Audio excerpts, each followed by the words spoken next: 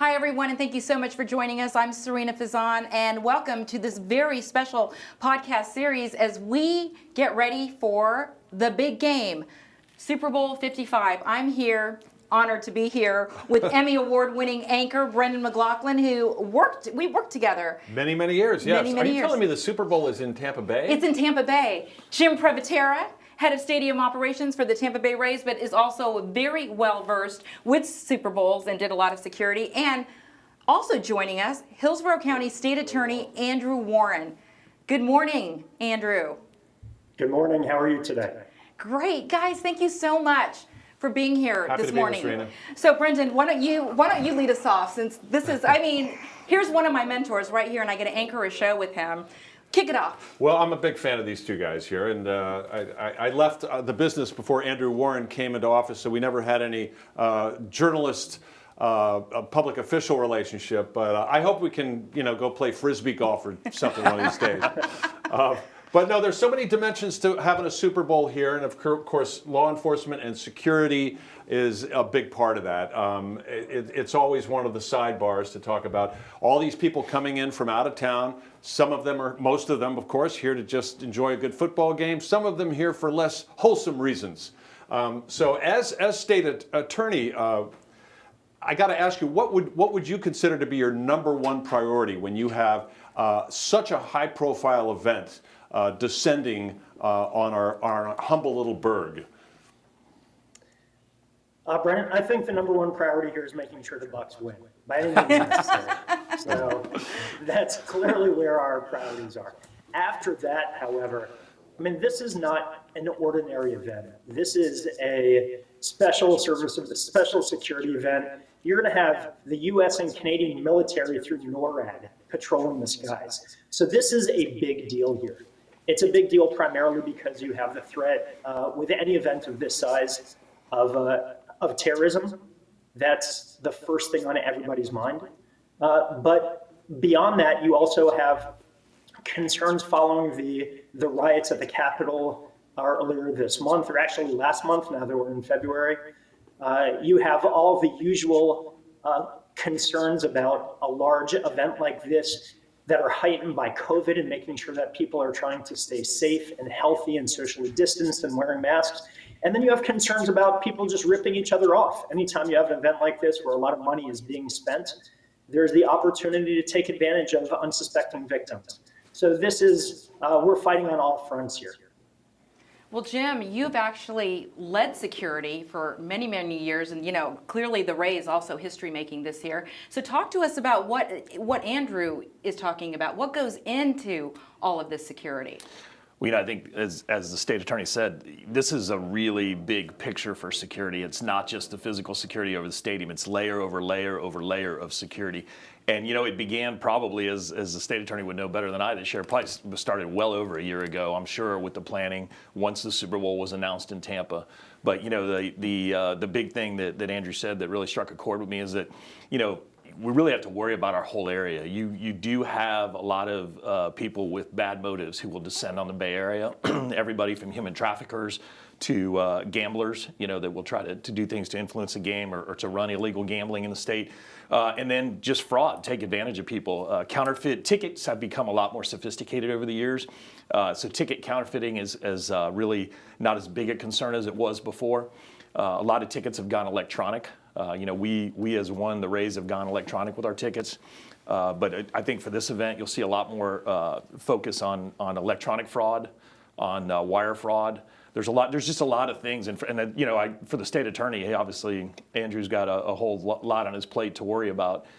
because you have to be ready for every eventuality. And then he hit it on the head from the onset. Terrorism. It's the physical security of the stadium. It's a layered approach. It's not just barriers around the stadium. Picture a bubble over the Bay Area, and it includes airspace security. You're going to have everything from National Guard units to U.S. Customs and Border Patrol.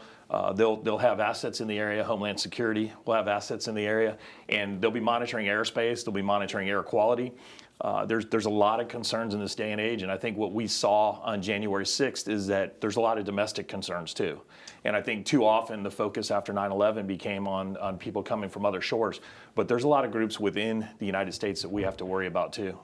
Well, Jim, can I ask you, I look back to the Republican National Convention in 2012, and there were some people that said that maybe some of the security precautions were a little heavy-handed, that it kind of turned downtown Tampa into a little bit of an armed fortress there and left Tampa a little bit less than welcoming. How do you balance that police presence, your visibility, how heavy-handed or light-handed you might be, especially when you're talking about a Super Bowl, which is essentially a family affair in many ways. You're going to have children, you're going to have family generally coming to enjoy a football game.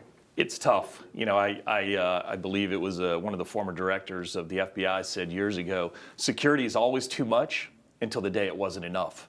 And that's the balance you have to strike, is you have to make sure that your plan is adequate enough to address every concern.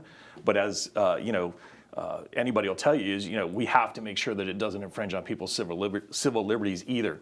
So, the designation of a national special security event, or in this case, I believe a Tier 1 event, which is just below a national security event, they're going to establish what the perimeter is. I know that in 2009, the perimeter extended right up to the airport fence on the other side of Dale Mabry, and that's where you entered one of the layers of perimeters for the stadium. So they'll define the perimeters, and then they have to make sure that people have the right to come out, to move about freely. You can't just shut down roads to shut down roads. There has to be a legitimate reason for it. So Chief Dugan, who was heavily involved in the Republican National Convention security, is the right man for the job.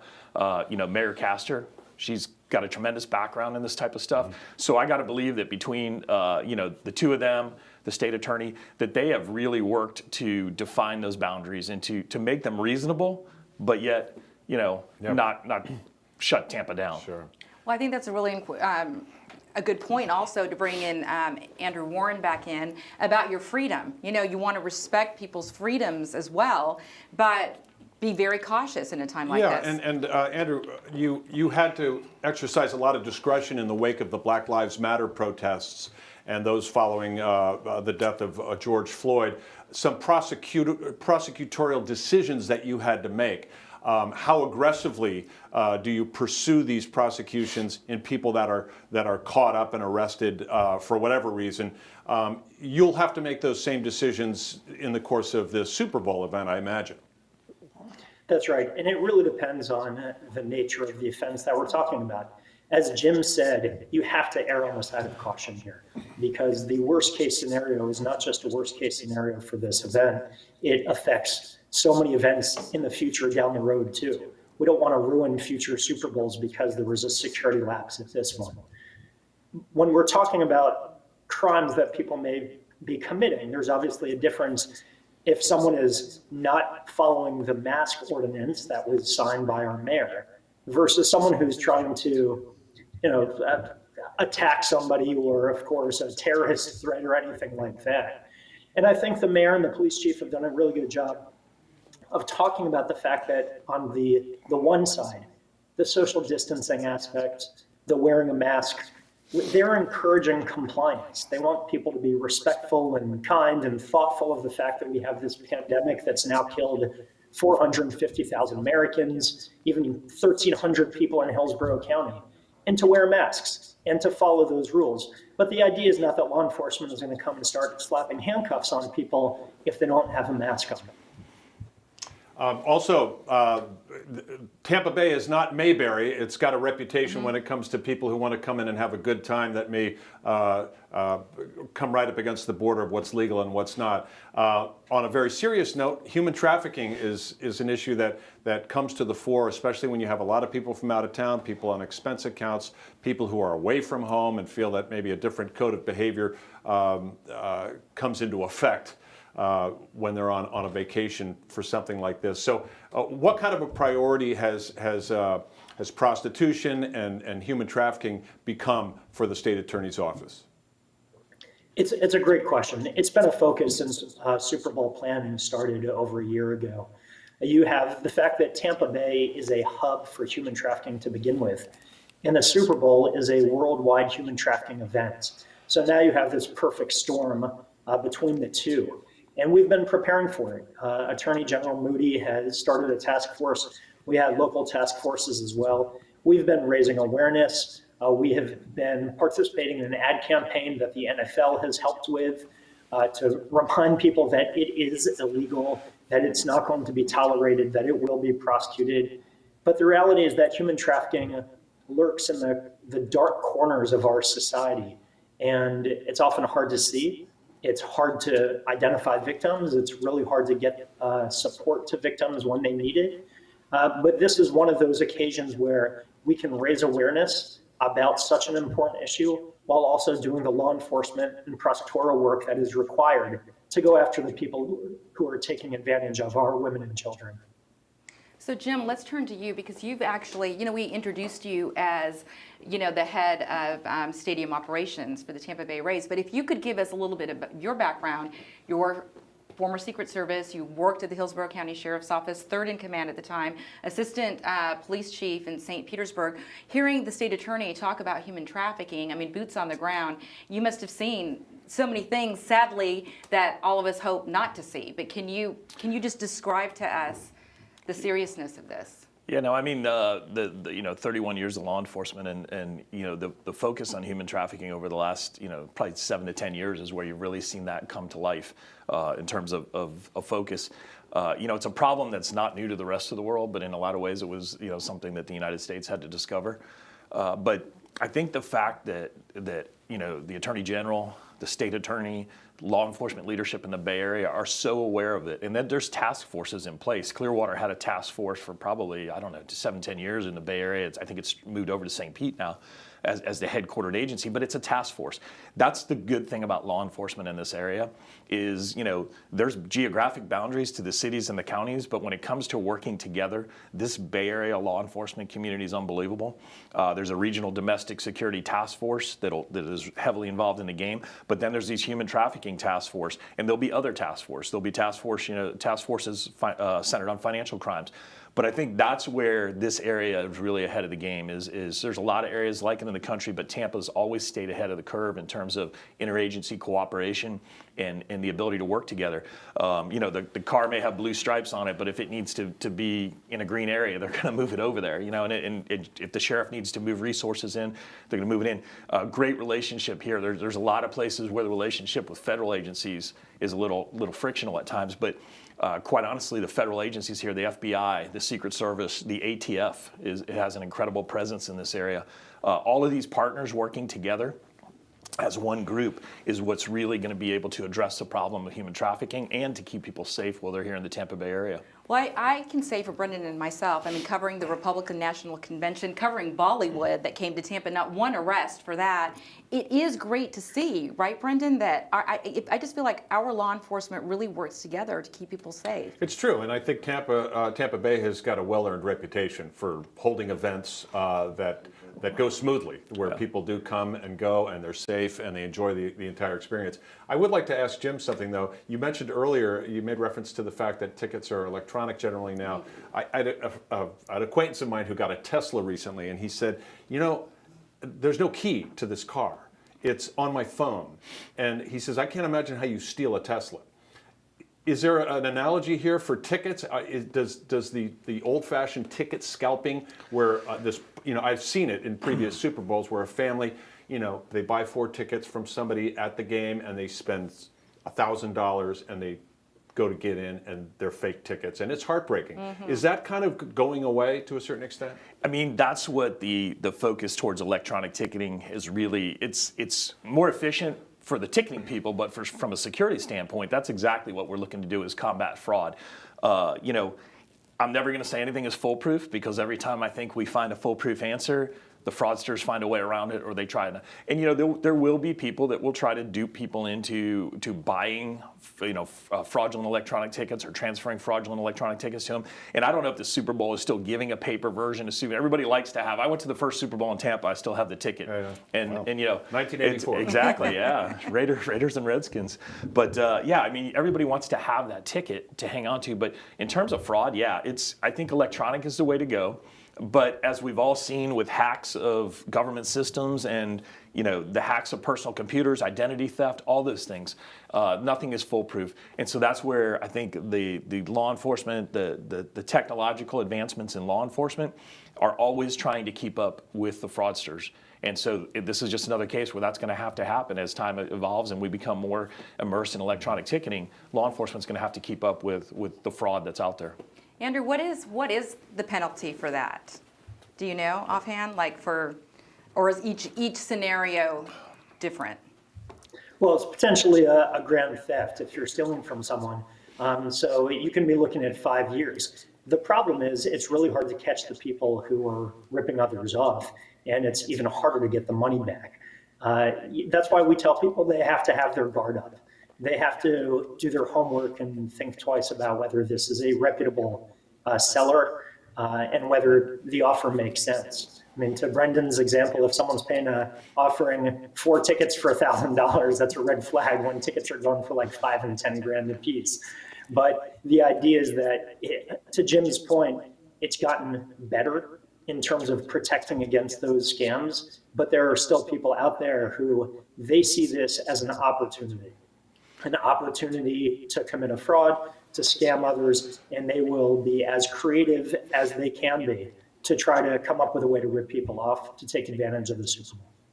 And I think our parents probably gave us the best advice as kids. If it sounds too good to be true, It is. Absolutely. Right? Absolutely. But while we got you both here, going back to the more serious aspect of terrorism, there's been a lot of discussion lately that perhaps among the FBI and some of the other agencies, there's been too much focus on Islamic terrorism, religious extremism, which of course stems from 9/11, and there's certain justification in that. To the exclusion, or to some extent, of white nationalism and some of the sort of the QAnon and extremist ideologies that came to fore on January 6th in front of the Capitol. What keeps you up at night in terms of a terror scenario where some domestic group might want to use this platform as a way of making a statement that is heard around the world? Andrew Warren.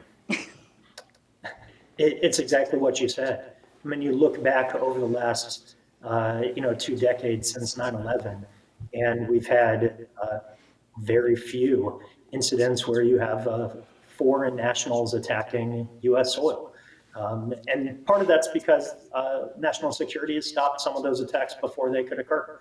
But more recently, we've had a lot of domestic terrorism. That's been a bigger issue. And when you hear national security apparatus and federal law enforcement paying more attention to those things, especially in the wake of the January 6th riots, that's a good thing. At the same time, Super Bowl, huge event. We have MacDill Air Force Base here. There are a lot of soft targets around in this area, and this is a worldwide event, which is why there's so much security going on. And as I said before, you have to err on the side of caution.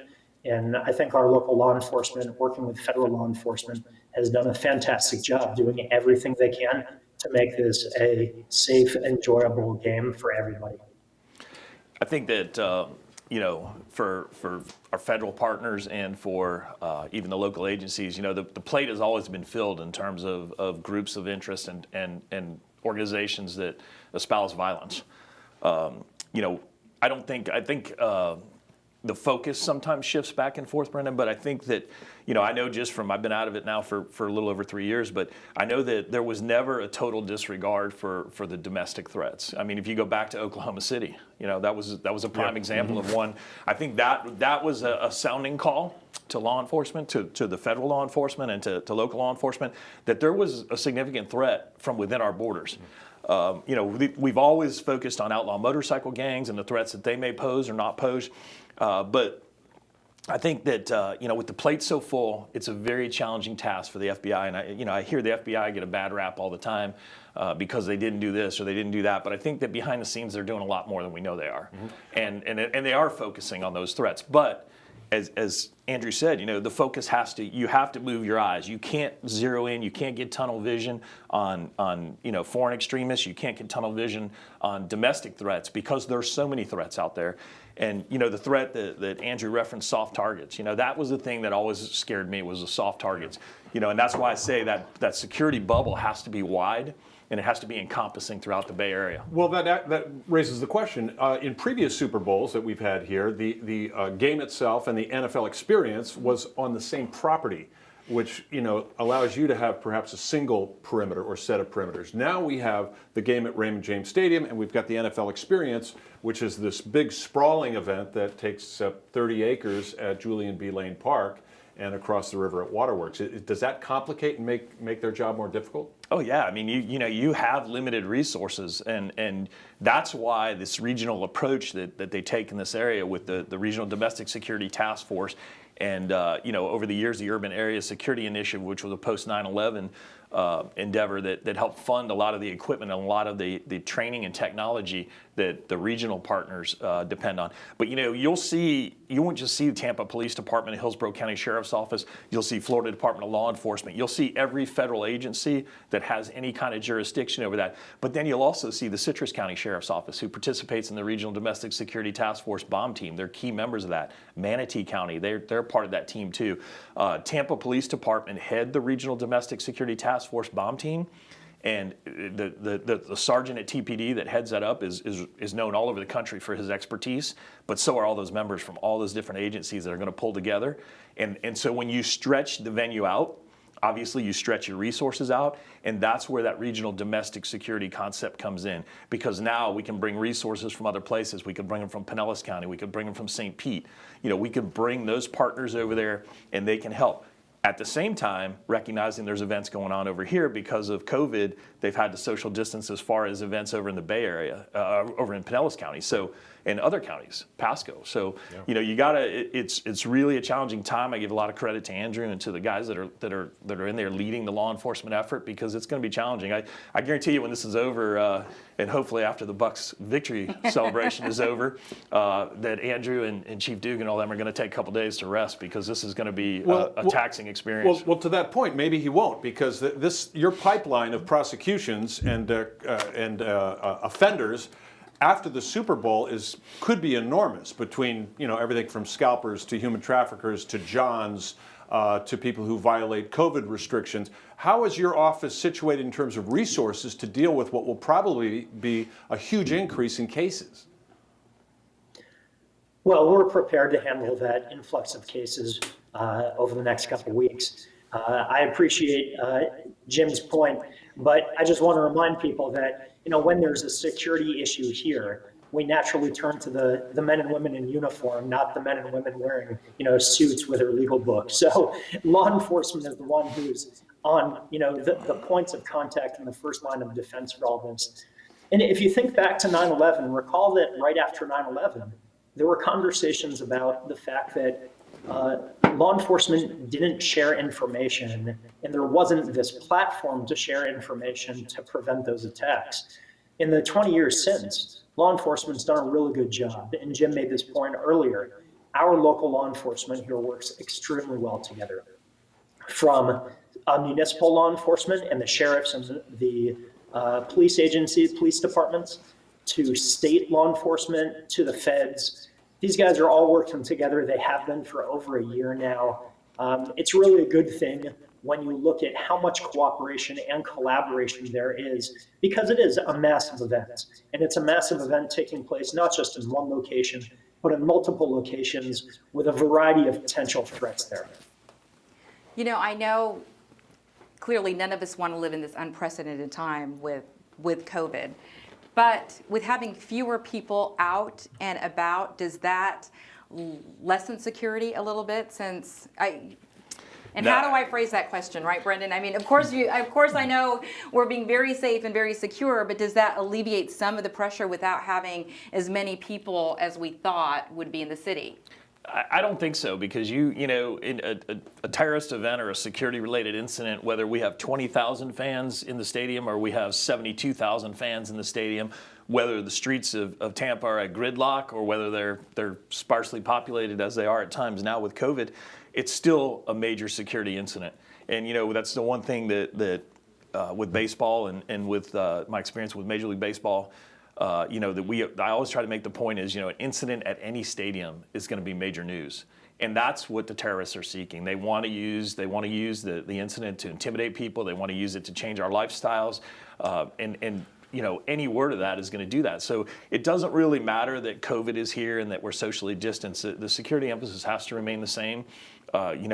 The airports, everything. It all has to remain at a high vigilant state right now. Yeah. Let me ask an awkward question here. And this is to you, Jim, because you work for the Rays, but you've done security for the Bucks and perhaps the Lightning, as far as I know. But is there a temperamental difference between a crowd of football fans, baseball fans, hockey fans, soccer fans, craft guitar maker fans? There's unique. Is there a difference? Yeah, there's some unique traits about everything. We also manage security for the Rowdies for soccer.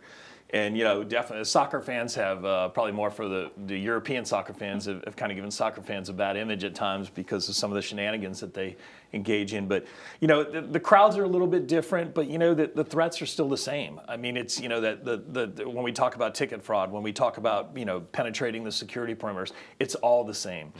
Fan behavior is a different thing, and the uniformed officers that are inside the stadium. Yeah, uniformed officers in the stadium. You would like to think at the Super Bowl, where somebody's paid $5,000 for a ticket, that they're not going to get so annihilated that they pick fights or that they try to run on the field, but you never know. So you just plan for everything. You plan for every eventuality. I'm sure that when the chief lays in bed at night, he's still thinking about what ifs that he maybe hasn't thought of before. But that's what makes the plan so great, is all those people saying what if. Well, I know we've been talking about a very, very serious issue, but before we wrap up this podcast, let's talk about something fun and the Bucks actually making it into the Super Bowl. Now, I know there is the economic side where you really hope that there's two cities that come into your city when you're hosting the Super Bowl. Right. It's a double whammy this year with COVID, but I shouldn't say that because seriously, we're really excited. Yeah, well, let's talk about our roots here. Andrew Warren, I know you worked in Washington, D.C. for a period of time. Other than the Bucks, what's the team that's close to your heart other than the Bucks? Well, I'm a born and raised Gator. I'm from Gainesville, so I bleed orange and blue. I'm a huge Rays fan, of course, rooting for the Bucks. So this is an exciting time. I think the concern we have is the Chiefs fans. We can trust the Bucks fans to do the right thing, but you never know about the people coming in from Kansas City. No, they're awful. You're absolutely right. Just awful. So are you feeling, okay, I'm going to ask you this, Andrew. Do you feel that Tom Brady is the key that led us to the Super Bowl this year? Well, I think you only have to look at the results, right? The team was putting together some really good pieces offensively and defensively over the past couple of years. I love the way they've drafted, and Brady was the missing piece of the puzzle. The offense was much better with him there. I'm a big Devin White fan. I think that guy's a stud. But I think they've done a really good job of building a winning team, and it's fantastic to see in Brady's first year here that they're going to go all the way and win the championship. Where are you going to watch the game, Andrew? At home? You got tickets? You going to be in the stadium? It depends. So I had told my 9-year-old, who's a big football fan, that I would try to take her to the game a year ago, pre-COVID. It's a little bit trickier now to be able to get tickets for me and her. So if most likely, I'm going to stay home to watch with her rather than going to the game. I feel like that's the good fatherly thing to do. He's great. I mean, they have two his wife Alex, amazing. Little Elliot.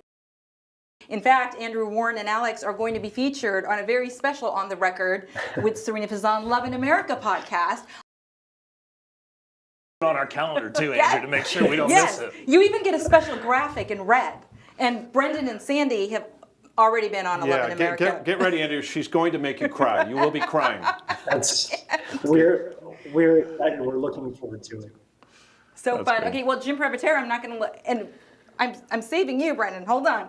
Okay, well, so how are you feeling about the Bucs? What do you think? Did Tom Brady lead them to the Super Bowl? Let me tell you something. I have said for years, put Tom Brady on a football field, and I'm not betting against that team. I mean, and when he came to the Bucs, I remember when the Patriots were behind. I think it was against the Falcons a couple years ago. And my kids were all saying, "Oh, they're going to lose. They're going to lose." I'm like, Tom Brady's on the field. They got a chance, and they came back and won.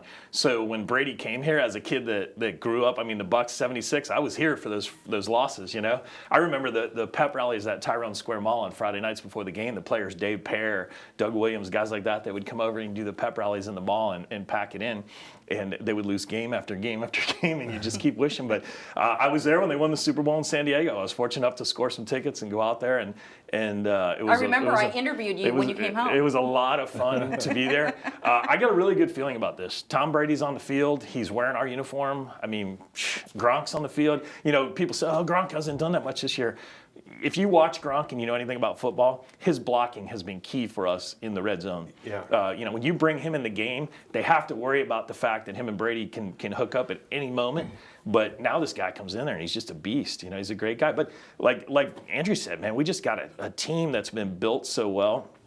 And I know that we're pulling for them. You know, we wish we could have pulled that one more step and beat the Dodgers, and then we really would have been Champions Bay. Oh my gosh, can you imagine? But no, I mean it was exciting. I just am excited for the area. I'm excited for the Bucs players. I mean the guys that have paid their dues and been there for a while. I feel like this is it. I'm gonna go Bucs by 4. Oh boy. Okay. And so I'm going to steal Brendan's question. Where are you watching the game? Are you going to be at the stadium? I actually turned down a ticket to the game. What? Because I didn't want to go. I didn't want to join it was a group thing. But I honestly, I'm looking forward to watching it with my sons. My 3 sons are huge Bucs fans. It's funny for Christmas. I looked at my oldest list, and it was a Mike Evans jersey. I looked at my 17-year-old's list. It was a Mike Evans jersey. Oh. So I had to go out and score a couple Mike Evans jerseys for them. But we were doing laundry last night, and I went to the laundry room, and there's the Evans jerseys are hanging on the wall. They're ready.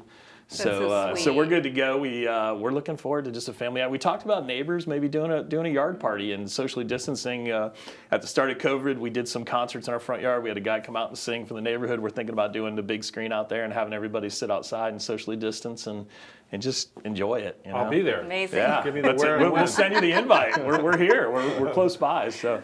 Bren, wouldn't you say, even if you're not a sports fan, you're a sports fan right now? Right? Yes, absolutely. Because I follow synchronized swimming mostly. So I was never much of a jock in high school, and I'm still not. But yeah, there's something irresistible about your home team, whether it's the Rays or the Bucs or the Lightning, having this kind of success. I mean, everybody can get excited about it. And my wife, who's even less of a sports fan than I do, she goes berserk on the couch. The dog, it's like thunder and lightning. It has like an anxiety attack wondering what's going on with mom over here. So yeah, it's irresistible. We're going to be watching. I grew up in the San Francisco Bay Area, so Joe Montana for the Niners and the Steve Young era. So I believe in heroes, and Tom Brady certainly fits that mold and more. The greatest of all time, perhaps. And I was at the Super Bowl in 2003 as well, and was happy to see them beat my hometown Raiders. You know, it was great. And I just think they're. What do I know? I really feel they're going to win. This has been the craziest last year, of course, and so it would only be fitting that maybe one of the most unlikely events actually comes true. Sports galvanizes a community, no matter what. It's undoubtedly a cool time to live in this area. Absolutely. And how cool for me. I mean, I'm sorry, be still my heart. I have the state attorney that joined me today. I had Jim Previtera, I can't even just say that you're the head of the Rays Stadium because I've interviewed you so many times in so many different capacities. And I have my mentor here, Brendan McLaughlin, that's actually sitting here co-anchoring with me. That's right. I'm kind of a big deal, Sarina. You are a big deal, Bren. Always a big deal. Andrew, they put the rock band back together for us. Always a big deal. This has been fun. I'm Thank you just so happy to much. have been invited. Thank you so much, guys. Thank you so, so much. And I'm looking forward to talking to you again soon. Go Bucks, right? Well, that brings us a little closer to game day. Thank you again so much, everyone, for following me. You can always watch these podcasts on any of my social media platforms. You can go to sarinafazan.media to find all those platforms. I'm on YouTube, I'm on Facebook, You're Instagram. everywhere. I might even have my own news channel soon. Oh, did that just slip? Breaking news. Breaking news. You guys heard it first. Thanks, guys.